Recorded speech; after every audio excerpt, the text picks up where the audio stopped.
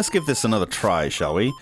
Sports games are often hit and miss on 8-bit systems, and the Game Boy seems to house a lot of poor ones. At least, off the top of my head, I can think of more strikeouts than home runs. But that's one of the aims of this book, to give these things due time and attention to see if my initial prejudices are fair and or accurate. After the shocking mess that was Nintendo's Baseball, we have another NES port, Bases Loaded. Similarly, you can choose USA or Japan mode, the only discernible difference being the names of your players.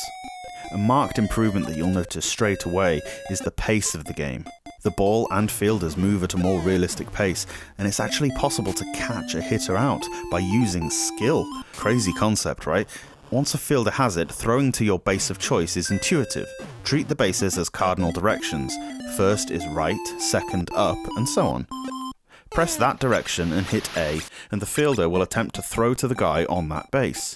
It's a reasonable way of getting someone out, which is what you want to be able to do in baseball. Seems like a daft point to make, but remember, I've just played baseball, so I can't take these things for granted. When pitching, you get to see from the pitcher's point of view, and it doesn't look horrible. You can put various spins on the throw, away or towards the batsman. There's a weird corkscrew shot that the computer does sometimes, but I've not worked out how to emulate that. It's hard to hit, and a nailed-on strike.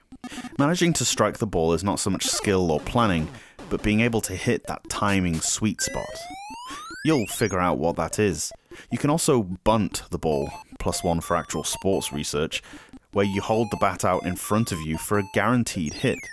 The ball will just land in front of your batsman, leaving the fielders no time to throw to a base before your teammates can run on one. It's a good way to get players round if you're running low on strikes.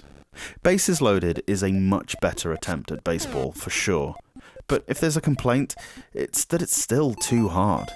The graphics are nice enough, but the sound is too generic and a little grating. It's a fun game that you can actually play and get into.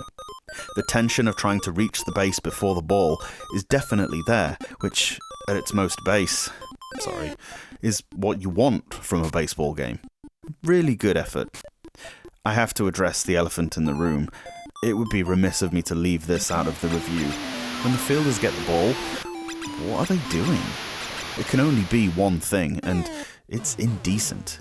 Graphics point off for being disgusting, but comedy point on for at least being synchronized.